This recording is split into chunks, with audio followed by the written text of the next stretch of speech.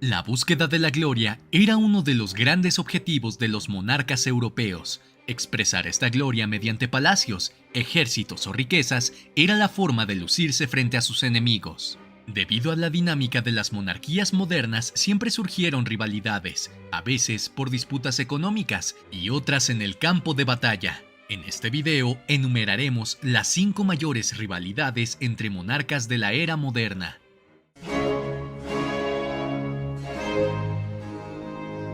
Comenzando la lista con la rivalidad entre la reina Isabel I y la reina María Estuardo. En el siglo XVI, la reina de Escocia María Estuardo era grandiosa, literalmente medía 2 metros. En 1558 se casó con el heredero de Francia y poco después se convirtió en reina de ese país. Mientras se celebraba su conquista, otra reina también consolidaba el poder, su prima Isabel I. Su encumbramiento, sin embargo, se produjo de forma diferente. La monarca inglesa tuvo que afrontar varios momentos problemáticos para alcanzar el título de gobernante. Tras la muerte de su madre, Ana Bolena, Isabel I pasó su infancia a la sombra de su padre, Enrique VIII. Con la muerte del rey, la niña pasó a ser la tercera en la línea de sucesión, detrás de sus hermanos Eduardo VI y María I. Después de que ambos fallecieran, Isabel I pudo finalmente disfrutar del reinado. Sus problemas, sin embargo, no terminaron después de convertirse en reina. Una vez en el trono tuvo que enfrentarse a varias amenazas de la facción católica inglesa, ya que la soberana era protestante. Entre una y otra intimidación, el grupo católico propuso la reivindicación del rival en la política religiosa, alegando que María Estuardo, la entonces reina católica de Escocia, podía asumir el trono inglés. Este fue el comienzo de una gran disputa y rivalidad entre ambas, ya que intercambiaron varias correspondencias acaloradas y discutieron un encuentro cara a cara para discutir sus reivindicaciones de forma amistosa, lo que llevó a mucha gente a cuestionar si su relación estaba realmente basada en el odio. Hasta ese momento, la única certeza que tenía era que si nombraba a María Estuardo como su sucesora, estaba destinada a ser amenazada por la facción católica de Inglaterra, ya que su prima era una católica devota. Tras la muerte de su marido francés, María Estuardo regresó a Escocia. Las reinas gobernaron en los países vecinos y la rivalidad no hacía más que aumentar. Tras un gobierno desastroso, María Estuardo fue depuesta y pidió asilo a su primo inglés. María Estuardo esperaba que su primo, todavía monarca, le ofreciera una estancia e incluso le ayudara a recuperar el trono de Escocia. Para su sorpresa, ocurrió lo contrario. Isabel I la condenó a 18 años de prisión y a partir de entonces, la antigua soberana de Escocia vivió como prisionera. Con pensamientos contrarios a la reina, se la mantuvo bajo vigilancia todos los días, pero eso no le impidió planear la caída de Isabel I. Pronto el gobernante descubrió su participación en una conspiración y la condenó a muerte en 1587. Mientras esperaba su ejecución, María rezaba en latín sobre una almohada. Después de 3 golpes de hacha a su cabeza, fue decapitada. Sin embargo, se cree que el acto solo sirvió como prueba de lo que sucedería a las personas futuras que desafiaran a Isabel I. El largo y glorioso reinado de Isabel I le permitió tener muchos rivales. Además de su primo, otro gran rival fue su antiguo cuñado, Felipe II de España. Felipe II de España entró en la vida de Isabel I cuando tenía 27 años, hijo del emperador del Sacro Imperio Romano Germánico y heredero del Imperio Español. Acabó casándose con María I, la hermana mayor de Isabel. El matrimonio fue impopular y en marzo de 1554 los protestantes ingleses se rebelaron. Esperaban derrocar a María y poner a la protestante Isabel en el trono. La rebelión fue sofocada, los conspiradores ejecutados y Elizabeth arrestada. Afirmando que no estaba involucrada en la conspiración, Isabel fue mantenida en la Torre de Londres durante 2 meses antes de ser puesta bajo arresto domiciliario en el Palacio de Woodstock. Isabel no recibió una pena mayor gracias a la intervención de Felipe II, que trató de ayudar a su cuñada frente a su esposa.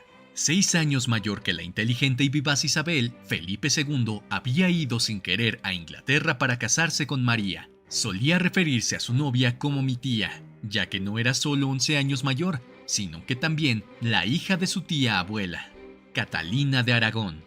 Como la mayoría de matrimonios reales, la unión de María fue por poder y no por amor. Y entonces, en 1558, María I murió, y la relación entre Felipe e Isabel cambió. Felipe le ofreció su apoyo como heredera. Al final del año, se convirtió en la reina de Inglaterra. Pero cuando Felipe pidió casarse con Isabel y ella rechazó esta petición, la relación entre los dos monarcas se vino abajo. El español fue el primero de los muchos candidatos fallidos que intentaron casarse con la monarca. En 1556, Carlos VI abdica y Felipe II asume el trono del Imperio Español. El nuevo rey trató de consolidar a España como una potencia luchando contra las revueltas religiosas en la región holandesa y explotando cada vez más las colonias en América. Para debilitar la potencia rival, Isabel I ordenó la ayuda militar de los holandeses y al mismo tiempo comenzó a robar las riquezas españolas mediante la piratería. Con el tiempo, esta situación se hizo insostenible. Durante el verano de 1588, Inglaterra se preparó para enfrentarse a todo el poderío del Imperio Español. La indomable armada española navegaba hacia las costas de Albión, con soldados dispuestos a invadir la isla británica.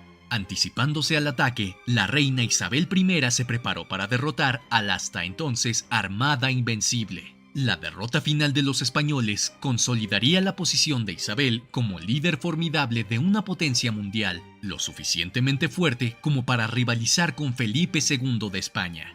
Isabel y Felipe, estos dos poderosos monarcas, comenzaron su relación de forma pacífica, incluso cálida, pero se convirtieron en enemigos, enfrentándose en una de las mayores batallas de la historia. La siguiente historia de rivalidad involucra al padre de Felipe II, el emperador Carlos V, y al rey de Francia, Francisco I. Todo comenzó con la elección imperial del Sacro Imperio en 1519. Carlos V era el favorito. Su principal competidor para el puesto de emperador era el joven rey francés Francisco I, que al igual que Carlos quería alcanzar la supremacía en Europa.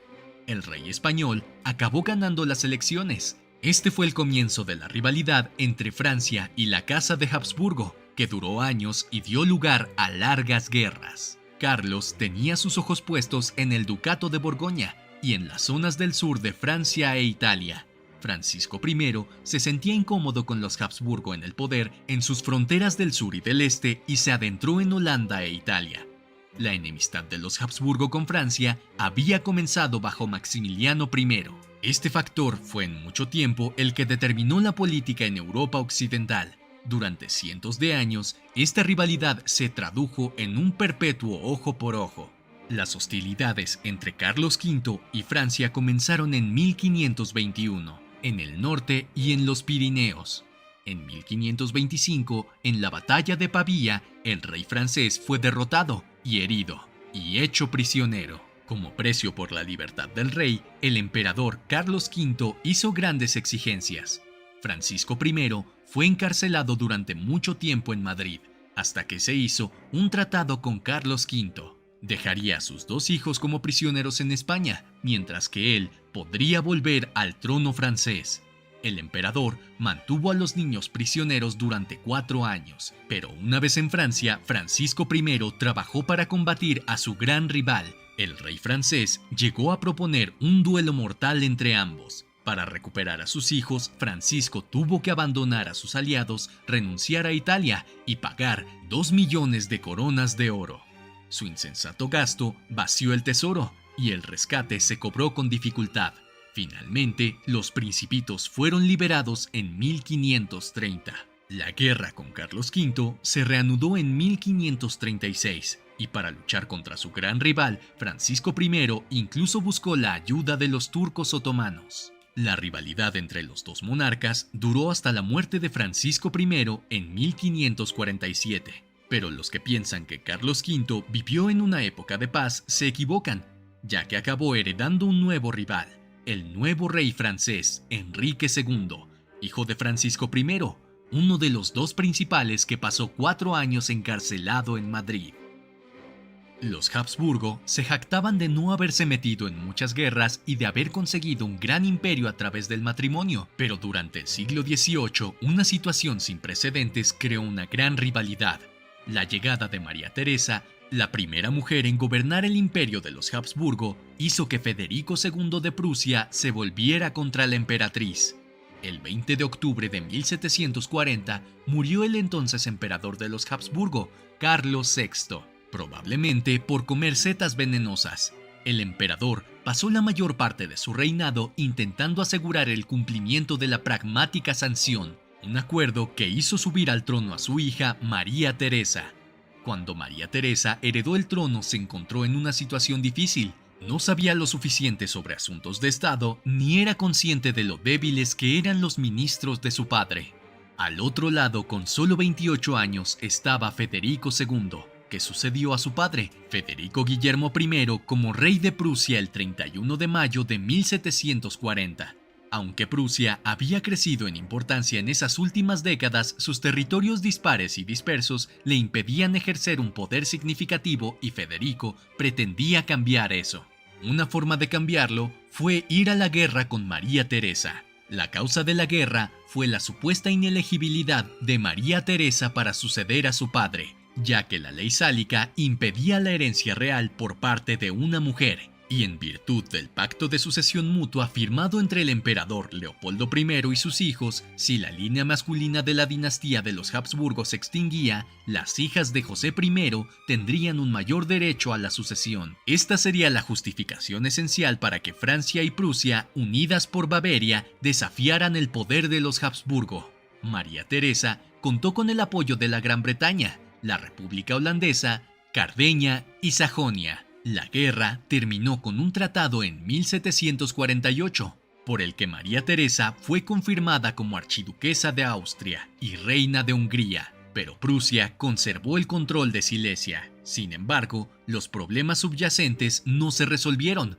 Combinados con la agitación política en Europa, esto dio lugar a la Guerra de los 7 Años, de 1756 a 1763. María Teresa y su mayor adversario Federico II nunca se conocieron en persona. Los Habsburgo tienen ahora un hombre y ella es una mujer, dijo con ironía, y al final de su tiempo escribió en reconocimiento: esta mujer que podría compararse con un gran hombre consolidó la vacilante monarquía de su padre. Ella ha honrado su dinastía. Sin embargo, como mujer, fue objeto de obscenas burlas y cinismo masculino durante su vida. Tras su coronación, el 2 de diciembre de 1804, Napoleón Bonaparte había restablecido la monarquía en su país, pero siguió propagando los ideales de la Revolución Francesa, de libertad, igualdad y fraternidad. Pero mientras tanto, se encontró con grandes rivales. Uno de ellos fue el zar ruso Alejandro I. El primer enfrentamiento entre ambos tuvo lugar en la batalla de Austerlitz. En esta batalla, Napoleón rompió la tercera coalición y el emperador austriaco, cansado de la activa campaña, pidió al día siguiente una negociación de paz, firmando el Tratado de Presburgo. Mientras tanto, el humillado zar ruso Alejandro I decía: «Somos niños en la mano de un gigante». Entonces se formó una cuarta coalición compuesta por Inglaterra, Sajonia, Rusia, Prusia y Suecia, y el 7 de octubre se emitió un ultimátum a Napoleón. El emperador debía retirar sus tropas de la Confederación del Rin o comenzaría la guerra. La respuesta de Napoleón fue una campaña de 6 días en la que aniquiló el ejército prusiano. Esto en 2 batallas. Como en la guerra de la Tercera Coalición, a continuación se enfrentó a los rusos. Otra victoria aplastante en Friedland, y el zar Alejandro no tuvo más remedio que pedir la paz. Mediante el Tratado de Paz, Napoleón aseguró la adhesión del mayor país europeo al bloqueo continental. Al principio, esta rivalidad era más bien parroquial. Sin embargo, con el paso de los años, Rusia aprendió a luchar contra el poderoso ejército de Napoleón. En cierto modo, Napoleón sentía simpatía por el zar ruso y veía en él una oportunidad de ser reconocido como un gran monarca por los monarcas europeos. Tras separarse de Josefina, Napoleón pidió la mano de la hermana de Alejandro en matrimonio. Alejandro respondió que si la situación dependiera de él, daría su consentimiento, pero que por un decreto del difunto zar, el futuro de Ana estaba en manos de la emperatriz madre. Cuando se le consultó, empezó a poner barreras y dijo que necesitaba pensar. Napoleón contaba con una rápida aceptación, pero con la petición de tiempo y la debilidad de Alejandro frente a su madre, empezó a esperar lo peor. Hasta que llegara la respuesta, Ana podía casarse con él, pero tenía que esperar hasta que ella tuviera 18 años. Napoleón se sintió ofendido y decepcionado. La negativa obstaculizó sus planes. Además, Alejandro había renunciado a su amistad. Ya había tenido varios disgustos con su aliado ruso. Napoleón se había llevado bien con el zar Tirlis y le llamaba su amigo. Es más, decía que si fuera una mujer se casaría en el acto, pues le consideraba muy guapo. Pero para el gusto del emperador, la relación entre ambos era muy desigual. Alejandro no mostró la misma alegría en su amistad. Además, Alejandro había insultado y menospreciado a Napoleón al negarse a conceder la mano de su hermana en matrimonio. Evidentemente, el zar no consideraba a Napoleón digno de formar parte de la familia. A pesar de todas sus victorias y logros, seguía siendo ilegítimo para los Románov. Después de eso, la relación entre ambos fue cuesta abajo, culminando en la campaña de Rusia, que fue desastrosa para Napoleón Bonaparte. Tras regresar a Francia derrotado, Napoleón aún tuvo que ver cómo Alejandro I invadía París y exigía su rendición.